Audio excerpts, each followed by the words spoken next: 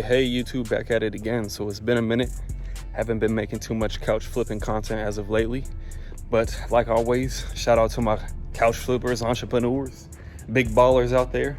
I just figured I would make a video after doing a delivery right now, currently in a nicer area. So that being said, I wanted to make this video about goal achievement. These last 3 months I had set some goals for myself around couch flipping. Originally my goal was to hit 8K a month, but back in July I actually hit a 12K month, and then from there on I had to raise my goals up a little bit. August I ended up hitting 10.5, and then September last month ended up doing 10.7. So I only share those numbers just to show that I'm actually achieving some of the goals I set out for myself, and I'm not just talking out of my booty cheeks. Anyways, let's get into the keys of what allows you to not only set goals but achieve them, because back in the day I would set a lot of goals, and at the end of the year I would look at my goal list and I wouldn't even come close most of the time.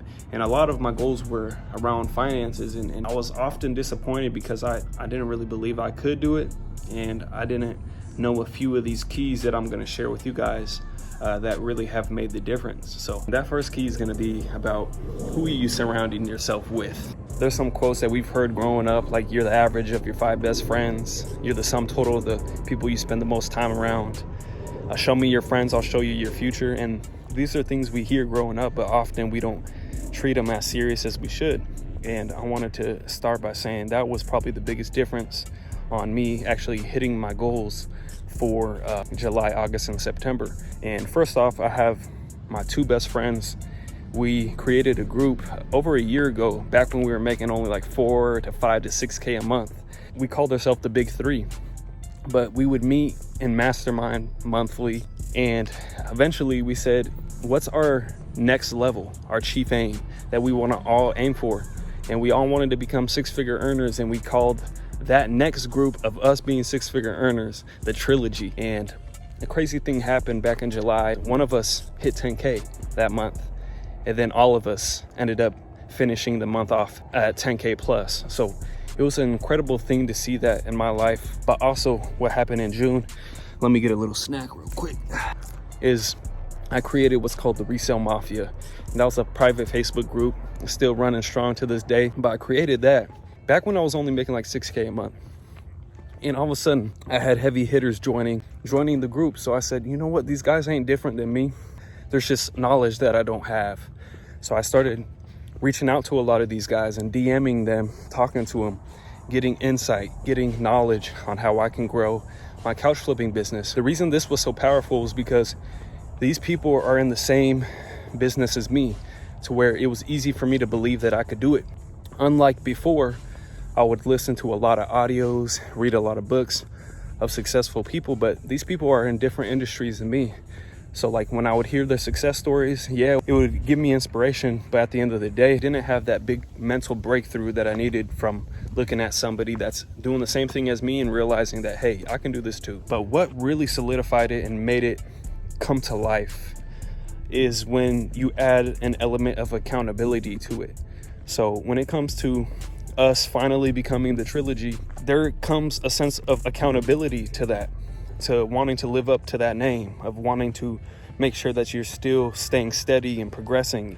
And I just know for a fact, like when I talk to my boys, we share our numbers, you know, we share what's working, we share when we're hitting new PR records, and that kind of keeps us all accountable in the group to make sure that none of us are lacking. So that's what really helped me with my friend group, but also in the Resale Mafia.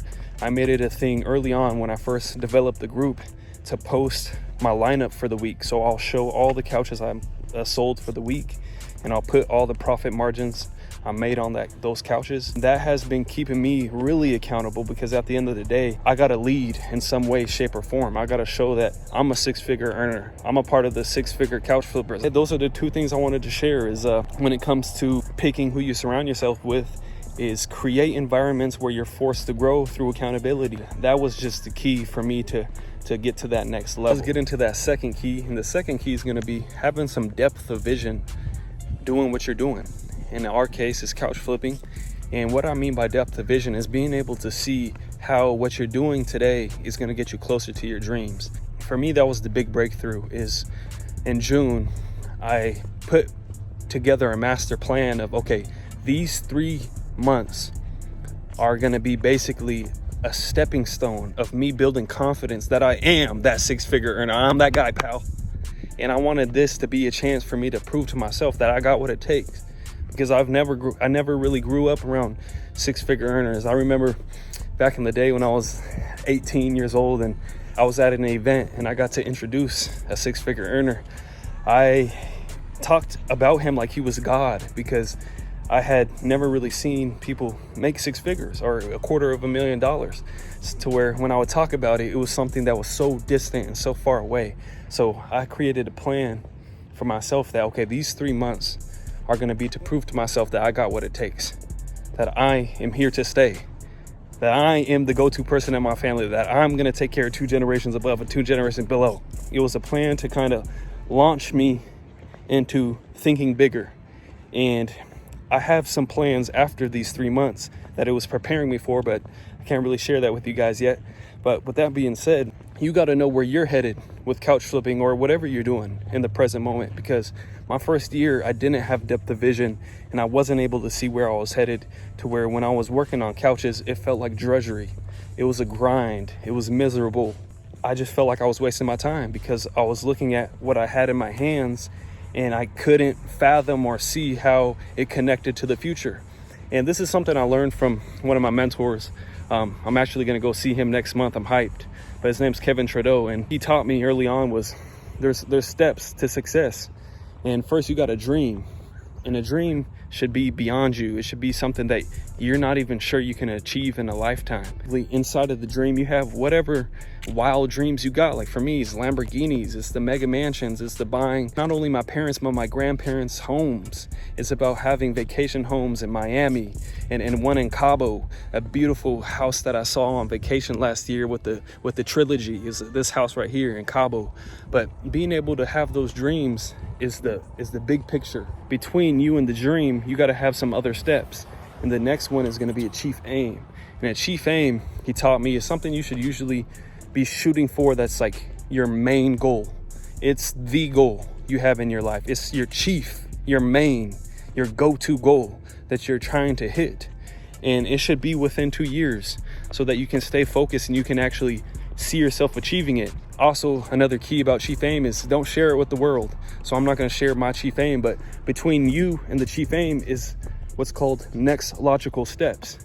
And basically what you got to do is look at your chief aim, reverse engineer it, and come up with some things that you need to do to take steps towards that chief aim. So, okay, let's get into that third key, the final key. The third one is knowing what business actions or activities create the results you want.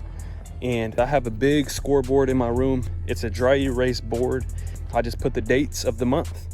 And then every single day I buy a couch or sell a couch, I'll list that on my board. Mainly I do it after I make the sale. And then I write down, okay, how much I got the couch for, how much I sold it for, and I put the number and I circle it. And then at the end of the week, I tally all those profits and put it at the end of the week. I'll show you an example right here. But basically what that does for me is shows me the score. And if we're playing a game of business, we got to know the score. And trust me, those weeks where I had a low week, I would look at the board and see exactly why I had a low week. And I'm able to sort things out so that I can make creating results more predictable. And once you start selling couches, you'll start to come up with your average profit per couch. And from that number, you're able to see, okay, how many couches do I need to sell a week to hit my goals? So having a scoreboard will allow you to see it visually. I have another board above that where I write down all my inventory. You don't have to do it on a dry erase board. You can do it on a piece of paper, but I write down all my inventory I have for the week. And then I write down first what I bought it for. Second, what I'm gonna list it for. And usually I put that a little bit above what I think I can get for it. And then third, what's the least amount I will take for it. And then the fourth is what I actually end up getting for the couch. So hopefully that makes sense. I'll kind of show that here. That might be a whole nother video, but that's been working tremendous for me because I can see all my couches, what needs to get done. And that gives me like clarity and a game plan each week to where I'm not just swinging in the dark or coming into the week without a game plan. So those are the 3 keys. I mean, I could go into depth on that one for hours, but I'll just keep it short, keep it simple. That being said, I love you guys. Like and subscribe, leave some comments, show some love, and I'll see you on the next video. Let's eat. Grab a spoon.